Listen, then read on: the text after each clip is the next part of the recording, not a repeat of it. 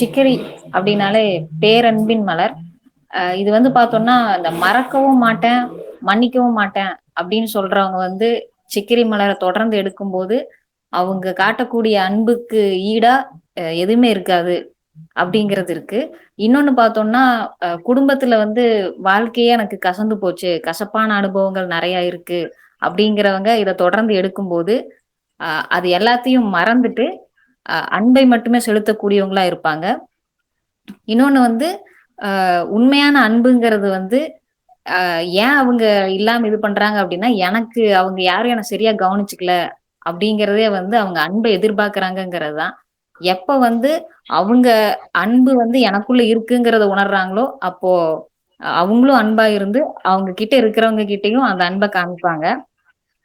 இதுக்கு ஒரு பாரதியாரோட கவிதை ஒண்ணு இருக்கு. நான் என்னன்னா, துன்ப நினைவுகளும், சோர்வும், பயமும் எல்லாம் அன்பில் அழியுமடி கிளியே, அன்பிற்கு அழிவில்லை. அப்படிங்கிறது வந்து சிக்கிரி மலரா பார்த்தேன். என்னன்னா, அடிக்கடி இந்த YouTubeல நெறைய இந்த Instagramலலாம் ஒரு ட்ரோல் வரும். "அன்பு ஒன்றுதான் அனாதை" அப்படின்னு வரும். ஆனா, இப்போ அதாவது இந்த மலர்களுக்குள்ள வந்ததுக்கப்புறம் என்ன தோண ஆரம்பிச்சுருச்சுன்னா, முதல் எனக்கும் அப்படி தோணியிருக்கு. பட் மலர்களுக்குள்ள வர ஆரம்பிச்சதுக்கப்புறம், அன்பு இருக்கும்போது யாருமே அனாதையா இருக்க முடியாதே! அப்படிங்கிறது வந்து சிக்கிரில நல்லா தோணுச்சு.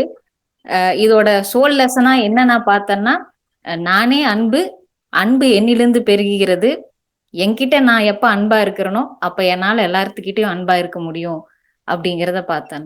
சித்திரை இது வந்து குடும்பத்தின் மலர், தாயன்பின் மலர். இது 2ம் நம்ம பொருத்தமான ஒரு வார்த்தையா இருக்கும். அதுல சித்திரை பத்தி ஒரு வேதத்துல ஒரு விஷயம் எப்படி பார்க்கலாம் அப்படின்னா, மனிதன் வந்து இறைவனுடைய பிரதிநிதியா படைச்சிருக்கான் மனிதனை. அந்த இறைவனுடைய குணங்கள்ல ஒரு பிரதானமான குணம் அப்படின்னு பார்த்தோம் அப்படின்னா, அன்பு. இறைவன் வந்து மனிதர்கள் மீது பேரன்பு மிக்கவனா இருக்கான் அப்படின்னு சொல்லப்படுற ஒரு வசனம் வந்து வேதத்துல பார்க்கலாம். அதுல ஏன் அன்பு பிரதானமா இருக்கு அப்படின்னா, கடவுள் இருக்கிறோம்னு சொல்றவங்களையும் அந்த பிரபஞ்சம், அந்த அன்பு, அத இறைவன் வந்து அன்பு செலுத்துறான். அதே வந்து கடவுள் இல்லைன்னு சொல்றவங்களையும் அன்பா தான் வச்சிருக்கான். அன்பு செலுத்துறான். ஏன் ஏன் அப்படின்னா அங்க வந்து அன்பு பிரதானமா இருக்கும் பொழுது அந்த இடத்துல வந்து கடவுள் பக்தி, நான் வந்து இறை பக்தியாளன்ற சொல்றதுக்கும் அவசியமே இல்லை. ஏன்னா அது 2 பேருக்குமே அது பொதுவா இருக்கு. அந்த குணம் வந்து நம்ம இதுலயே பார்க்கலாம். அந்த அந்த அதை உபயோகப்படுத்தும் பொழுது நமக்கு அதுக்கு வரக்கூடிய ரிசல்ட்டும் அதுல பார்க்கலாம். அதே மாதிரி இன்னொரு வேதத்துல கடமையை செய் பலனை எதிர்பாராதுன்ற ஒரு விஷயம் வரும். அந்த இடத்துல அந்த கடமையில மனிதனுடைய முதல் கடமை வந்து அன்பு செலுத்துறது அப்படின்னும் போது அந்த பிரதிபலன், ஏன்னா பிரதிபலன் வரும்போது பற்று அந்த இடத்துல வர ஆரம்பிச்சிடும். அப்ப பிரதிபலன் எதிர்பாராத அன்பு கொடுக்கக்கூடியதான் இந்த சிக்கரி அப்படிங்கிறத நம்ம இன்னொன்னு பார்க்கலாம். அதே மாதிரி நம்ம அறிவுநதி சேனல்லையுமே கூட ஒரு ஞானம் அடைவதற்கு ஒரு சோம்பேறியின் வழிகாட்டுதல்னு சொல்லி ஒரு புக்கு வந்து கண்டென்ட் போட்டிருக்காரு சார். அதுல பாத்தீங்கன்னா அன்பு மையமா வச்சுதான் அதோட ஞானமே இருக்கு. ஏன்னா அன்பு செலுத்த ஆரம்பிச்சிட்டோம் அப்படின்னா நமக்கு நாமே அன்பு செலுத்துறது ஒரு விஷயம் இருக்கும்.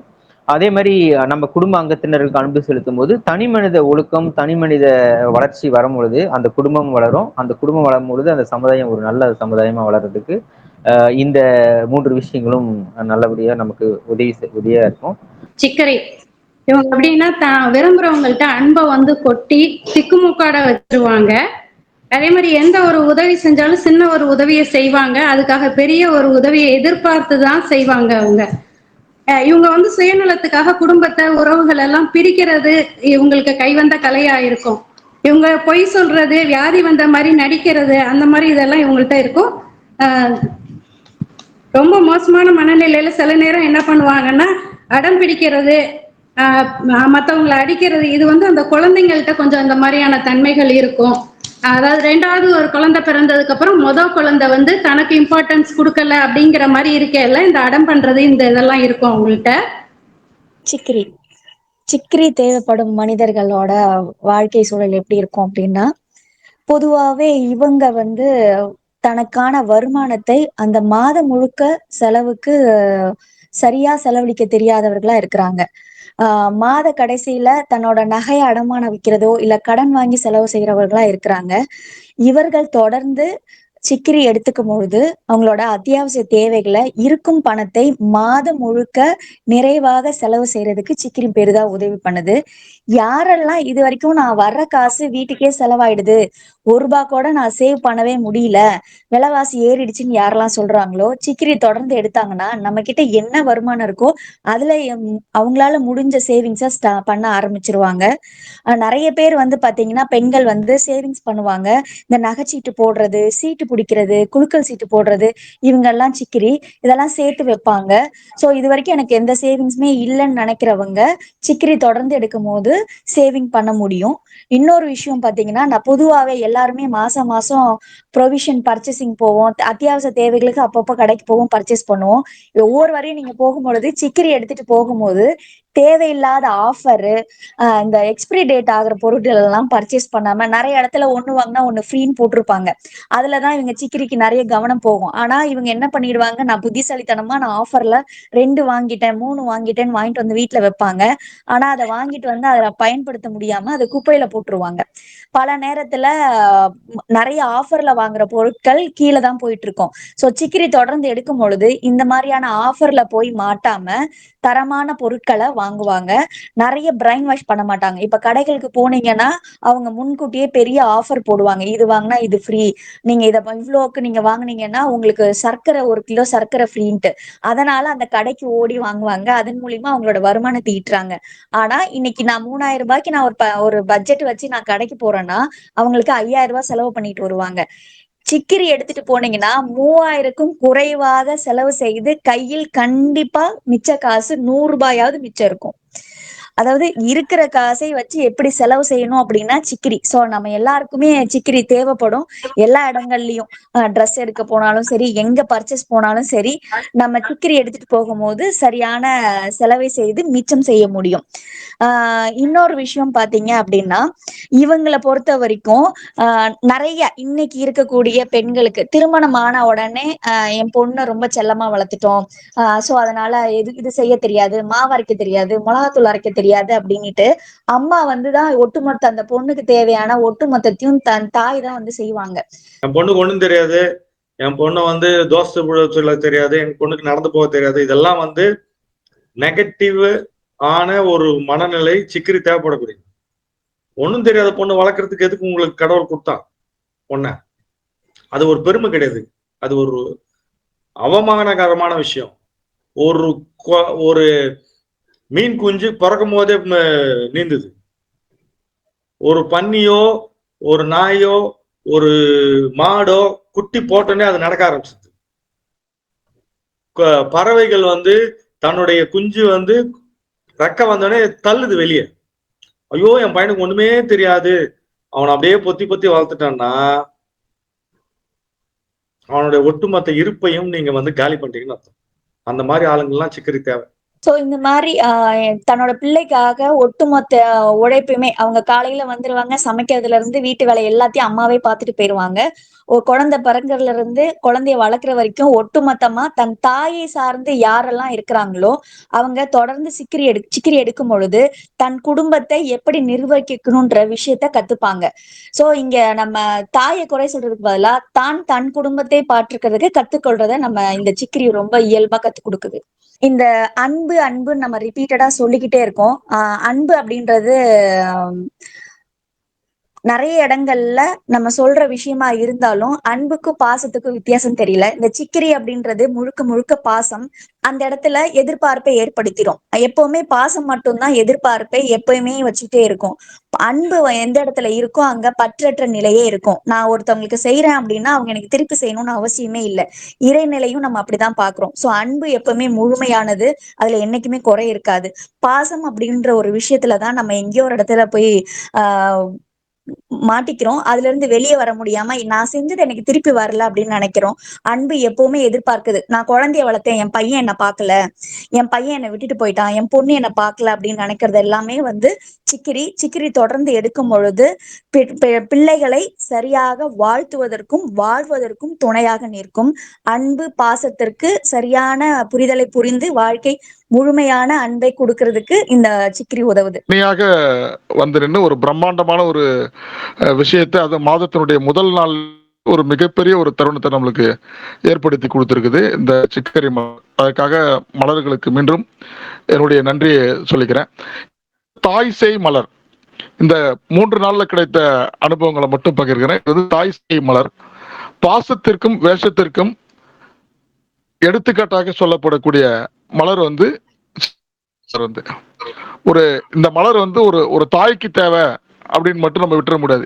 தாய்க்கு எந்த அளவுக்கு தேவையோ அதே அளவுக்கு வந்து இது குழந்தைக்கும் தேவை. வந்து சிக்கரியினுடைய சிக்கக்கூடிய குழந்தைகள் வந்து அம்மாவை அந்த உடல் சூடு இருந்து கொண்டே இருக்கணும் அப்படின்னு நினைக்கிற குழந்தைகள் இன்றைக்கும் இருக்கிறாங்க. அதுக்கு வந்து சிக்கரி தேவைப்படுது. வந்து மற்றவர்களிடம் தேவை இருக்கும், அதற்காக மட்டுமே பழகக்கூடியவங்களா இருப்பாங்க. அந்த தேவை வந்து கொஞ்ச நாட்கள்ல வந்து சுயநலமாக மாறுது. பின்பு சுயநலத்தை வந்து நிறைவேற்றிக் கொள்வதற்கு வந்து ஒரு குறிக்கோளோடு வாழ்ந்து கொண்டு இருக்கிறாங்க. இந்த மலரை வந்து நம்ம தேவையின் மலர்னு சொல்றோம். சிக்கரி தேவைப்படும் மலர், தேவையை நிறைவேற்றிக் கொள்வதற்கான மலர், தேவையை அடைவதற்கு உண்டான குறிக்கோளையும் வழிகாட்டுதலையும் சொல்லக்கூடிய மலர். இந்த மலரை வந்து மற்ற மலர்களை பார்க்கிற போல வந்து பார்க்க முடியாது. 38 மலர்களை இதை வந்து ஒரு 360 டிகிரின்னு சொல்றோம் இல்லைங்களா? 60 டிகிரில வந்து இந்த மலரை வந்து நம்ம பார்க்கணும். இந்த 37 மலர்கள் ஒரு தண்ணி, 36 மலர்களும் வேகமா வராது, இது மட்டும் வேகமா வந்துடும். அதனாலதான் தாய் டக்குன்னு வந்துருவான். வேற எல்லாரும் லேட்டா தான் வருவான். அவளுக்கு மட்டும்தான் அந்த தாய் அன்பும் தாயும். அது அந்த மலர்களுடைய தன்மையில இருக்கு பாருங்க. 45 நிமிஷத்துல அது வந்து தன்னுடைய ஆற்றலை முழுவதும் கொடுத்து தூக்கிடுது. 2 விஷயம். ஒரு ரெமெடி வந்து வேகமா ஒர்க் பண்ணல அப்படின்னு நீங்க ஃபீல் பண்ணீங்கன்னா அதோட சிக்கரி சேருங்க, வேகமா ஒர்க் பண்ணும். அதே மாதிரி எங்கன்னா வந்து கொடூரமான ஒரு தாயை பாக்குறீங்க இருக்கிறாங்க, அவங்களுக்கு எதனா ஒரு வகையில இந்த ரெமெடியை கொடுத்துருங்க. நீங்க கண்ணு முன்னாடி ஒரு தெய்வத்தை பார்ப்பீங்க. அந்த அம்மா அல்டிமேட்டா கொடூரமா இருக்கும். ஹஸ்பண்டை வந்து கொடுமைப்படுத்தணும், பசங்களை டார்ச்சர் பண்றது, மாமியார்களை டார்ச்சர் பண்றது, ஒரு கொடூரமான ஒரு உச்சபட்ச கொடுத்துறது அவங்களுக்கு கொடுத்துட்டீங்கன்னு வச்சுங்க. அதான் ரெமெடியோட முக்கியமான விஷயம். எப்போ வந்து ரெமெடியோடைய அந்த அந்த குணநலன், அதாவது ரெமெடி தேவைப்படக்கூடிய குணநலன் உச்சபட்சத்துல இருக்குதோ அப்போ அது மிக பிரம்மாண்டமான மாற்றத்தை ஏற்படுத்தும். அதாவது இந்த தலம் என்பது ஏதோ கிளாஸ் எடுக்கிறது, போறது வர்றது, எங்கள் இருத்தலை காட்டுவது அல்ல. உங்கள் இருத்தலை உங்களுக்கு உணர்த்தும் தலம். அந்த ஆர்ஃபனேஜ் கைவிடப்பட்ட நிலையில் இருக்கும்.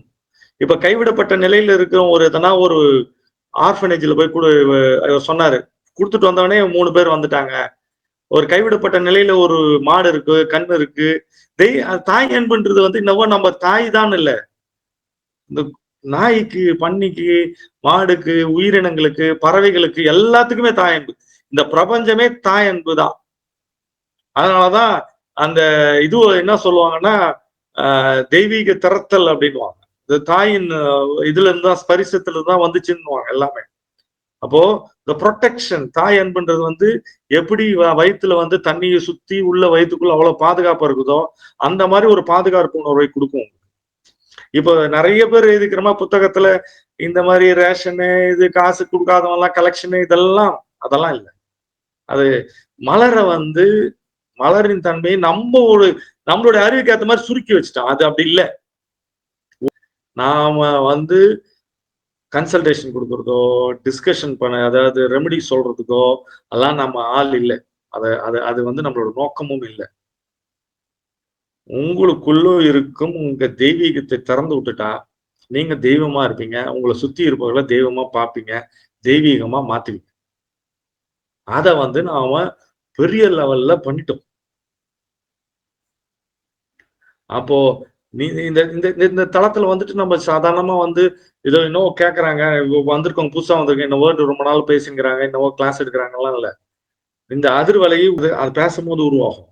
பேசும்போது நிறைய பேருக்கு உள்ளுக்குள்ள இருந்து நெகிழ்ச்சியும் அழுகையும் வந்திருக்கும்.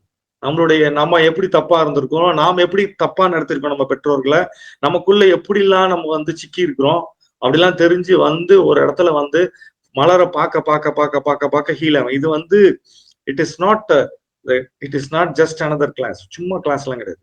இது பிரபஞ்சத்தினுடைய அந்த குறிப்பிட்ட அதிர்வலையை இந்த இந்த சேனல் வழியாக உங்களோடு இணைய செய்தல்.